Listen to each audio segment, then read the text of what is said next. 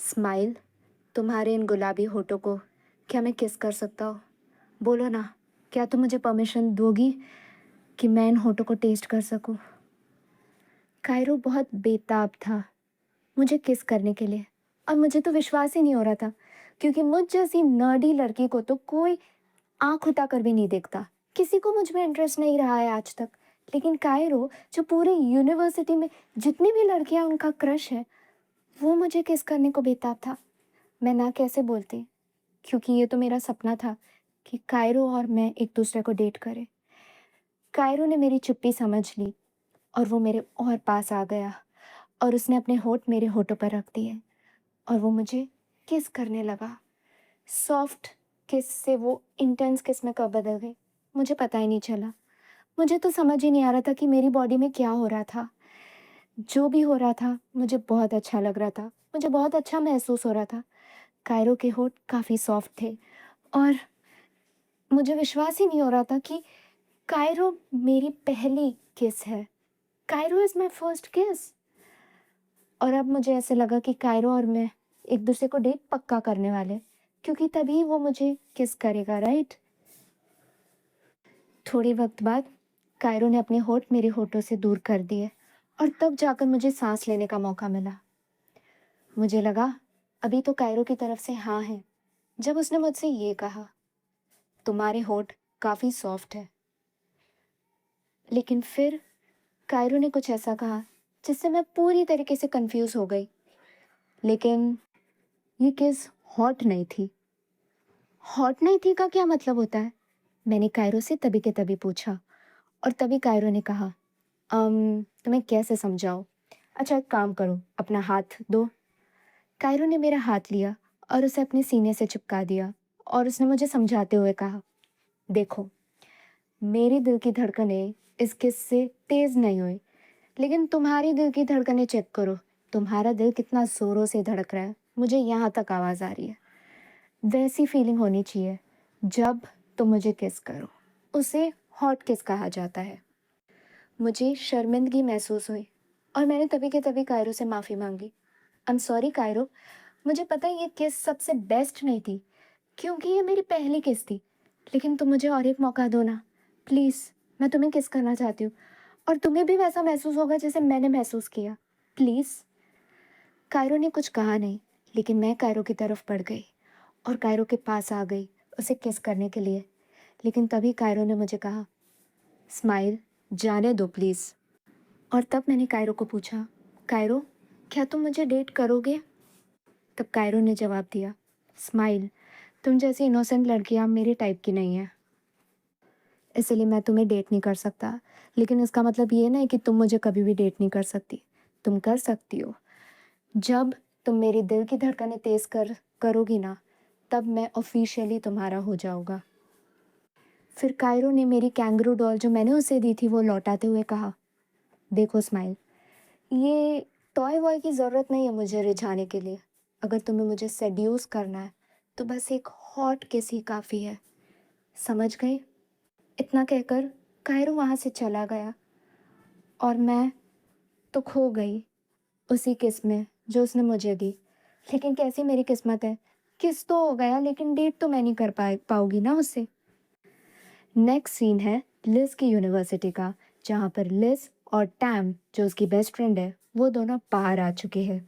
और तभी time Liz को पूछती है, लिज, सुबह तक तो तुम बराबर थी, ये अचानक से तुम्हें क्या हो गया? हाँ, एक काम करो, अभी के अभी हम डॉर्मेटरी चले जाते हैं, ठीक है?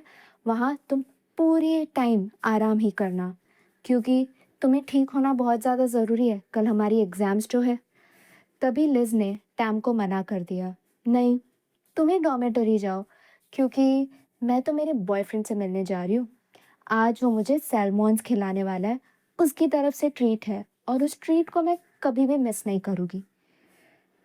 तभी टैम ने मुंह बनाते हुए कहा, ओह, ये तो बहुत अच्छी बात है कि तुम्हारी और तुम्हारी बॉयफ्रेंड की अभी तक बन रही है, एंड आई होप कि तुम दोनों खुश रहो।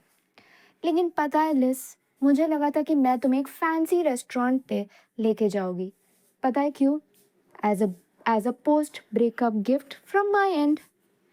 तभी लिज ने उससे एक कड़ा जवाब दिया, सुनो टैम, तुम अपने पैसे बचाओ, और हाँ, मुझे देर हो रही है, मेरा बॉयफ्रेंड मेरा वेट कर रहा होगा, तो चलो कल मिलते हैं। टैम उसे बाय कहती है और वहाँ से चली जाती है। और तभी लिज अपने पर्स में से अपना फ़ोन निकालती है और मैसेज करती है अपने बॉयफ्रेंड को कि मेरी मेरी क्लासेस जो थी वो ख़त्म हो चुकी है और कल मेरी एग्ज़ाम है, तो इसीलिए आज रात का एक भी सेकंड हमें मिस नहीं करना चाहिए, तो बताओ कहाँ हो तुम। और तभी उसके बॉयफ्रेंड का जवाब आया, सॉरी लिज, मैं आज नहीं आ सकता क्योंकि मैं बीमार हूँ, बहुत हाई फीवर है, बेड से उठ भी नहीं पा रहा हूँ। ये सुनकर लिज को अच्छा नहीं लगा और लिज ने कहा, अच्छा कोई बात नहीं, तुम अपना ख्याल रखो, हम कभी और मिल लेंगे। शाम से रात हो गई और लिज एक डॉर्मेटरी बिल्डिंग के बाहर आ पहुंची। वो खुश नज़र आ रही है और वो खुशी से अपने हाथ में रहे हुए बैग को देखती है और फिर डॉर्म के अंदर चली जाती है। क्या लगता है आप सभी को, क्या लिज का बॉयफ्रेंड सचमुच में बीमार है या फिर लिज से बहाने बना रहा है? क्या लिज का बॉयफ्रेंड सचमुच में उसे चीट कर रहा है? अभी के अभी कमेंट करो, और अगर आप अपने दोस्तों के साथ ये वीडियो देख रहे हो तो बेट लगा लो कि कौन कौन सा साइड में है। क्या लगता है आपको कि लिज का बॉयफ्रेंड सचमुच में चीट कर रहा है या फिर नहीं कर रहा है?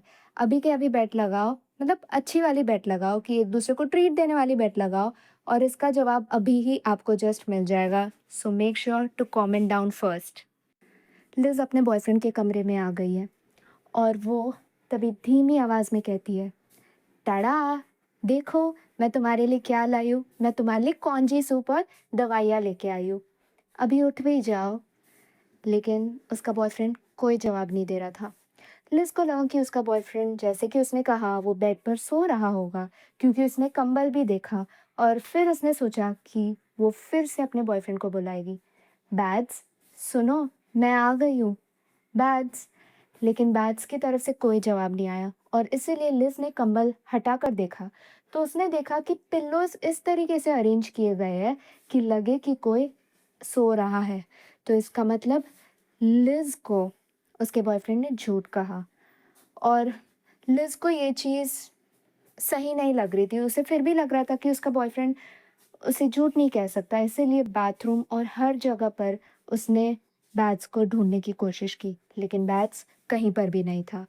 और तभी फिर लिज ने अपना फ़ोन निकाला और अपने बॉयफ्रेंड को टेक्स्ट करने लग गई, कैसी है तुम्हारी तबीयत? और तभी बैग्स ने कहा, फ़िलहाल तो भी अच्छी है, लेकिन हल्का सा सर दर्द है, पर फिक्र मत करो, मैंने दवाई ले ली है और मैं भी सोने ही जा रहा हूँ।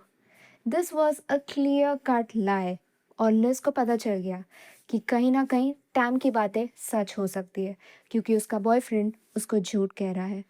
लिज को समझ नहीं आ रहा कि बैड्स आखिर ये सब क्यों कर रहा है, वो क्यों उसे झूठ कह रहा है, और अगर वो झूठ बोल भी रहा है तो झूठ बोलकर वो कहाँ जा रहा है और किसके साथ।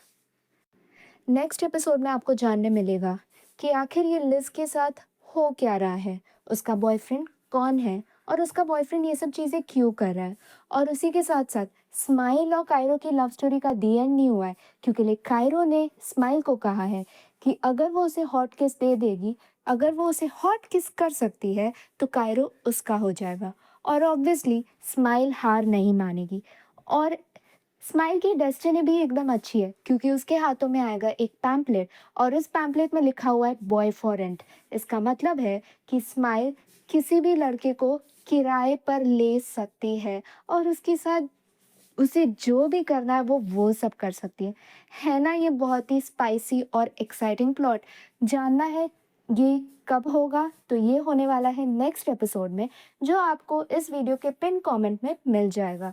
सो make sure to like and subscribe ताकि आपको ऐसे ही एपिसोड्स, ऐसे ही ड्रामा, अलग अलग ड्रामा के एपिसोड्स मिलते रहे।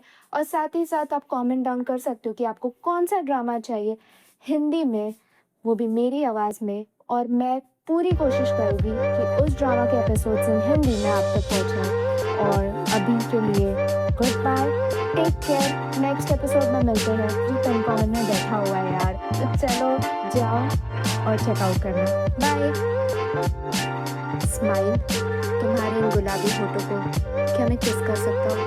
बोलो ना, क्या तुम मुझे परमिशन दोगी कि मैं इन होठों को टेस्ट कर सकूँ? कायरो बहुत बेताब था मुझे किस करने के लिए, और मुझे तो विश्वास ही नहीं हो रहा था, क्योंकि मुझ जैसी नर्डी लड़की को तो कोई आँख उठाकर भी नहीं देखता। किसी को मुझ में इंटरेस्ट नहीं रहा है आज तक, लेकिन कायरो